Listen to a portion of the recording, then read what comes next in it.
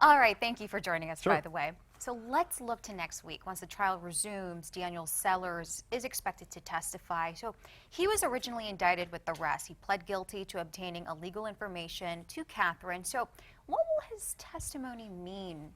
Do you think the prosecutors will kind of end with a bang with his testimony? One of the rules that all lawyers learn, and especially prosecutors learn, is start strong and end strong in whatever case that whatever case you're bringing.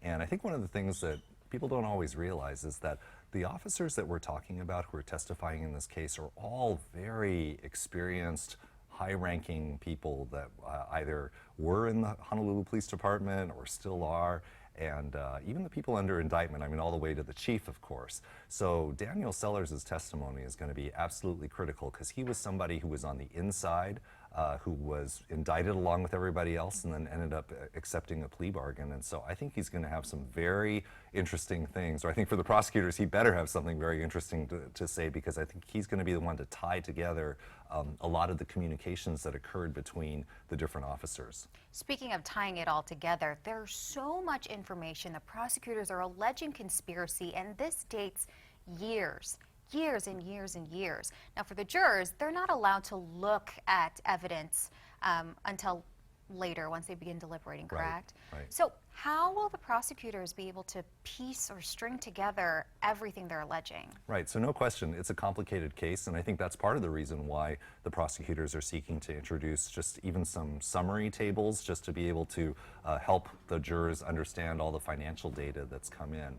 But a key thing that's going to happen at the very end of the case is that the prosecutors are going to be able to give their closing argument. So once they rest, then the defendants get to decide whether or not they're going to put on any evidence, if they're going to have any of their people testify or not, because we have a Fifth Amendment right to keep silent.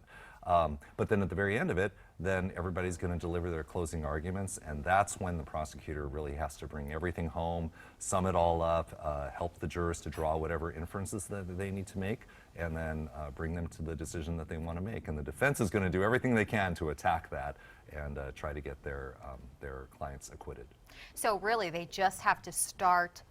You say they have to start strong, so they have to finish strong. Oh, absolutely, and I think that's part of it, especially with a case that's as complicated as this. So I think we're all expecting a lot to hear from Officer Sellers. Now, what's the defense going to have to do after? Well, okay, so that's actually interesting, because it felt like during the opening statements that what they were saying is they were just saying that the prosecutors didn't have enough. So to me, that was a tell that among some of the defendants that they might not be putting on any evidence at all. They might just be saying, look, you know, they spun a nice story, the prosecutors spun a nice story for you, but it doesn't all add up to my client actually being guilty of conspiracy. And so remember, proving conspiracy takes a lot. You have to not just show that people did something along the way to furnish a criminal enterprise, but that they had the exact same intent as everybody else. And so I think that's going to be a big standard to hit, and I think the defense is going to try to capitalize on that.